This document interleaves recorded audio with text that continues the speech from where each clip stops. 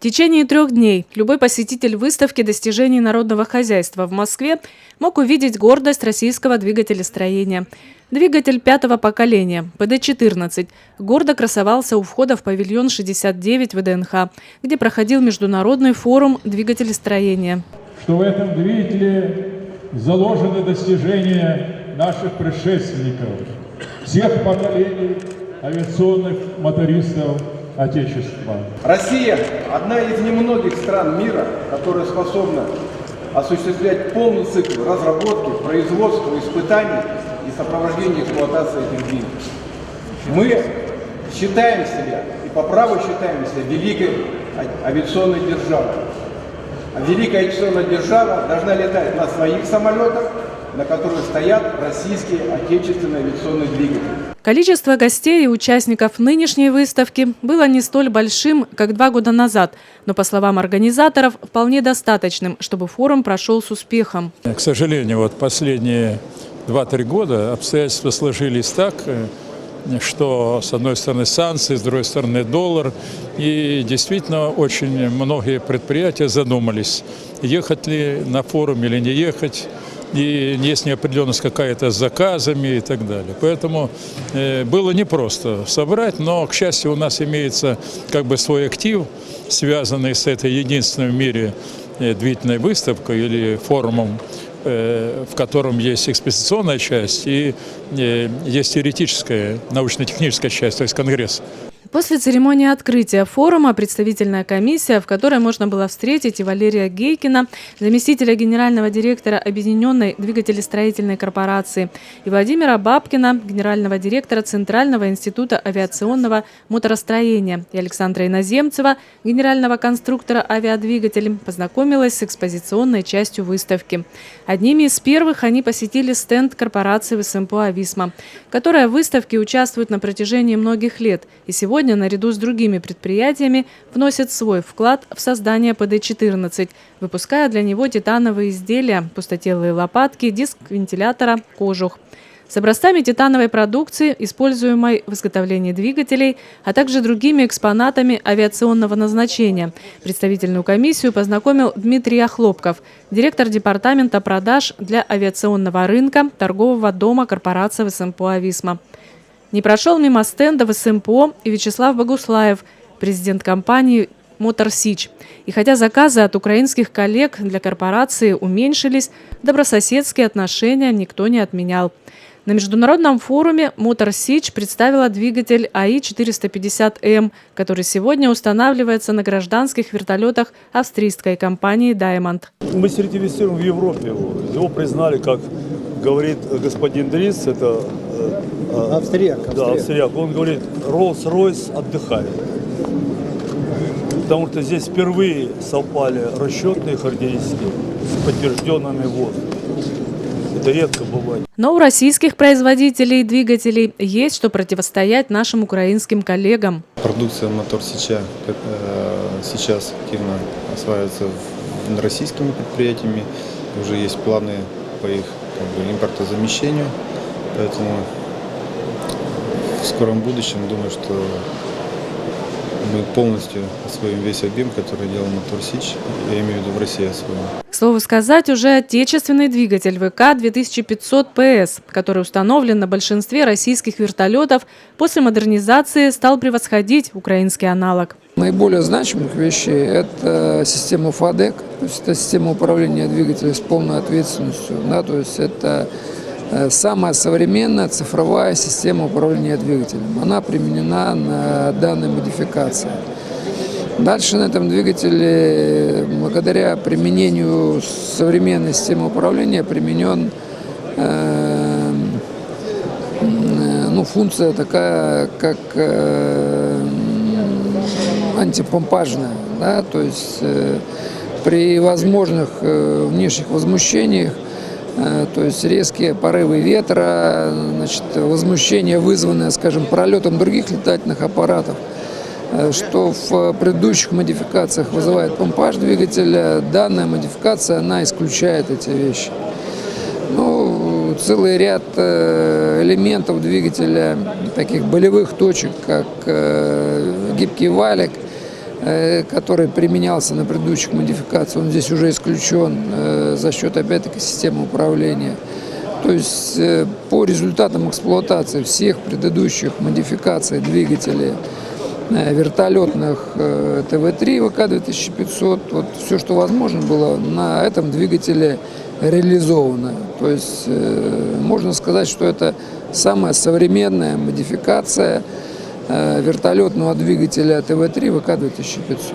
Салдинский «Титан» применяется практически во всей номенклатуре компании «Климов». Вертолетные двигатели – семейство турбореактивных двигателей. Все мотористы ценят и уважают продукцию СМП «Висма». И там замены, в общем-то, мы не ищем и не требуется. То есть нас на 100% устраивает и сотрудничество, то есть с точки зрения там обязательности выполнения своих обязательств. И мы даже расширяем направлений и знаем желание вашего предприятия поставлять уже не просто материалы, а заготовки. И это мы рассматриваем, в общем-то, поэтому считаю, что у нас общее будущее, мы неразрывно связаны. Понимаем, что наш объем он не так значим в масштабах всего предприятия, но тем не менее все отлично у нас сотрудничество.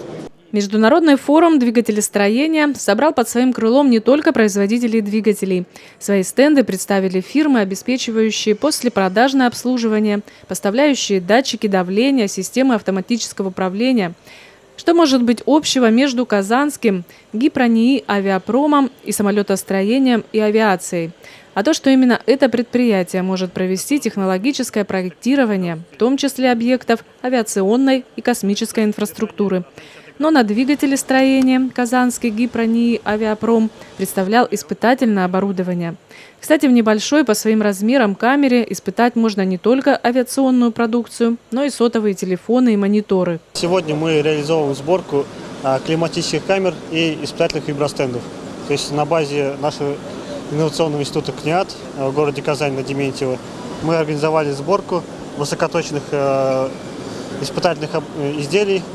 То есть это клим-камеры, это система управления виброиспытаниями и это виброиспытательные установки. Также комплектующие у нас в основном все российские. В усилителях мощности стоят модули Siemens Simatic немецкие. То есть все высокоточные, точность поддержания в камерах 0,1 градуса Цельсия. Точность поддержания частоты в стендах менее 1 Гц. То есть оборудование наиболее точное, то есть все внесено в госреестр. Сотни молодых людей присматривались к продукции и технологиям на форуме двигателестроения. Юноши и девушки не были случайными посетителями моторной выставки. Все они были студентами ведущих вузов в области двигателестроения, которые представили свои стенды в павильоне ВДНХ. Рыбинского государственного авиационного технического университета, Самарского государственного аэрокосмического университета и Московского авиационного института. Но наше внимание привлекли не студенты, а мальчонка лет 10, внимательно рассматривающий экспонаты выставки. Как оказалось, Егора Кострова к авиации приучают и папа, и дед. Про авиационные двигатели они знают все и даже больше. Папа Андрей Евгеньевич, практик, работает на заводе Чернышова, который выпускает двигатели для истребителей и гражданских самолетов. А дедушка Владимир Пономарев – теоретик, доцент кафедры авиационные двигатели в Рыбинском авиационном техническом университете. И хотя сам парнишка в авиамодельный кружок только собирается записаться на выставке двигателестроения, побывать ему было очень интересно. Какие бывают двигатели, как они работают, из какого материала их делают.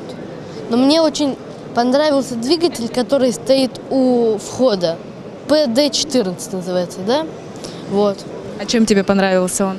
Ну, он такой большой, интересный. Большой, интересный, суперсовременный, а главное российский. Каких только эпитетов не удостоился двигатель 5-го поколения ПД-14. То и дело конструкторы и проектировщики, пилоты и гости выставки подходили к огромному агрегату, установленному у входа в павильон. Головной разработчик ПД-14 – Пермское конструкторское бюро «Авиадвигатель». Сложно было организовать начало работы. Там были большие на тот момент проблемы. И были большие сложности в организации кооперации предприятий России на тот момент. Вот мне пришлось объехать все предприятия, которые занимаются двигателестроением в 2006 году.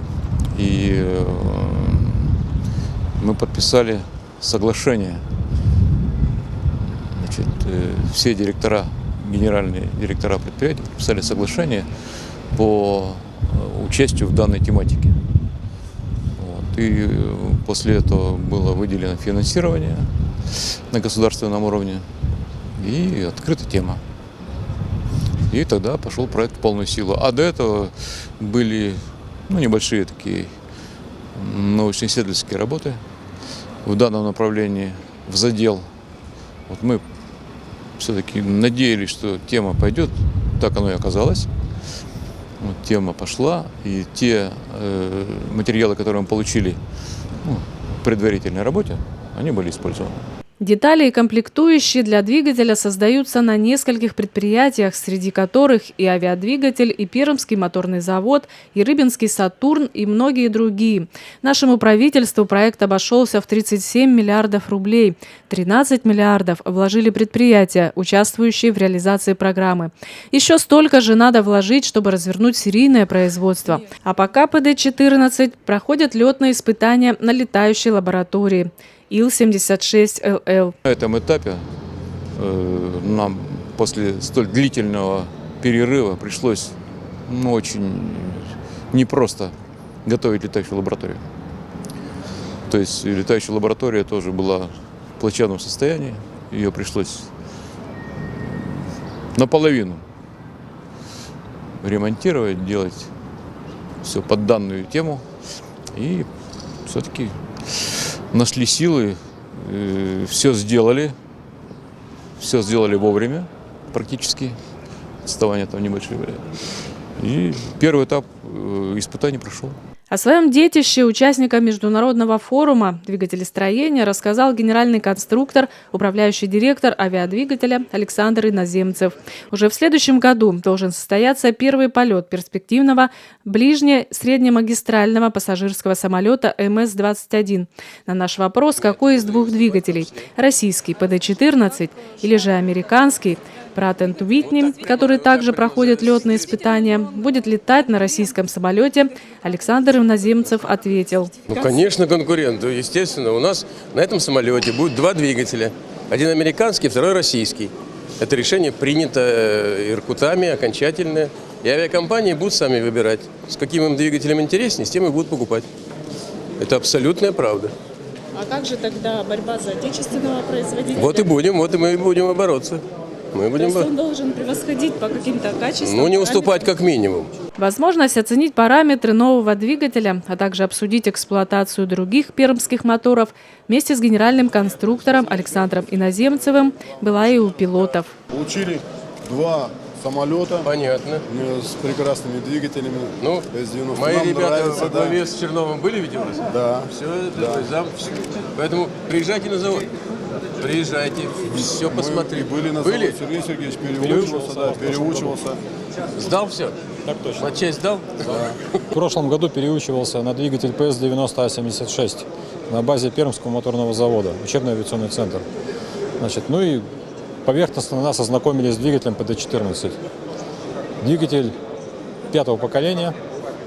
Надеемся, что этот перспективный двигатель будет запланирован на ремоторизацию парка наших двигателей на будущее, как двигатель более совершенный, более экономичный, отвечающий современным требованиям. Надеемся на это. Салдинский «Титан» участвует во всех российских проектах двигателестроения. Титановые полуфабрикаты корпорации идут для всех силовых установок для авиации, как гражданского, так и военного назначения.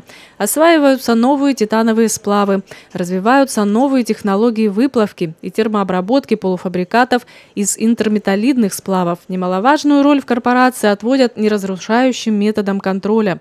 Современные методы конструирования, разработки технологических процессов, изготовления заготовок дисков из титановых сплавов для компрессоров газотурбинных двигателей и методы контроля качества. Так назывался доклад, который представил на научно-техническом конгрессе по двигателестроению Алексей Шибанов, ведущий специалист научно-технического центра ВСМПО.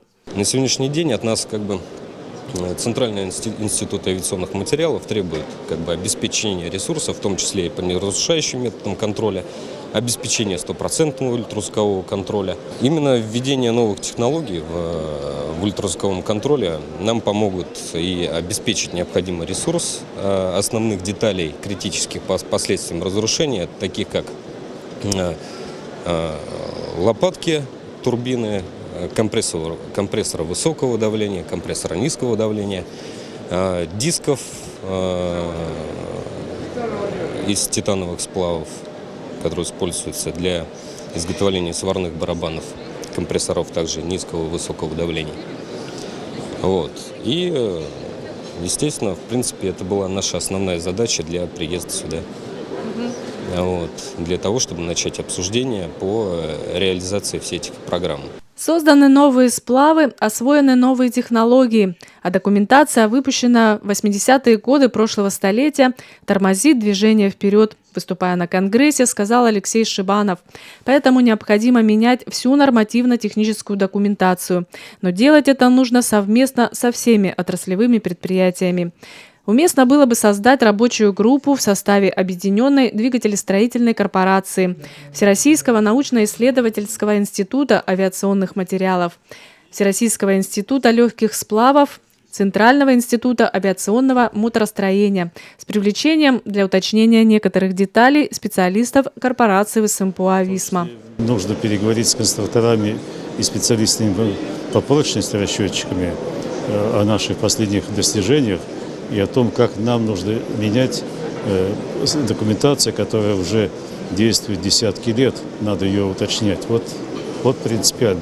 Для менеджеров корпорации ВСМПО «Ависма» 3 дня выставки пролетели незаметно. Для обсуждения текущих и будущих контрактов приехали основные заказчики компании. Подвел итоги международного форума двигателестроения Николай Чуланов. Уфимское моторостроительное производственное объединение, Авиадвигатель, специальное конструкторское бюро «Турбина» и многие другие. С партнерами было проведено более 30 встреч и переговоров. К слову сказать, все менеджеры корпорации ВСМПО «Ависма», отвечающие за продажи на российском рынке, в апреле этого года перешли во вновь созданное предприятие «Торговый дом», корпорация ВСМПО «Ависма». Он призван консолидировать и оптимизировать продажи на российский рынок.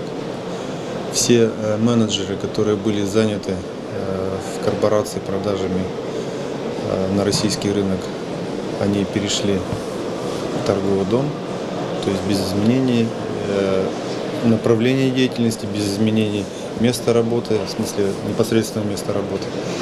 Мы постарались сделать так, чтобы все связи и отношения были максимально сохранены как внутри нашей корпорации, так и с заказчиками. Пойдет ли это изменение на пользу корпорации, покажет время. Но уже сегодня менеджеры предприятия готовятся представить продукцию ВСМПО на других российских и международных выставках авиационного и двигателестроительного назначения.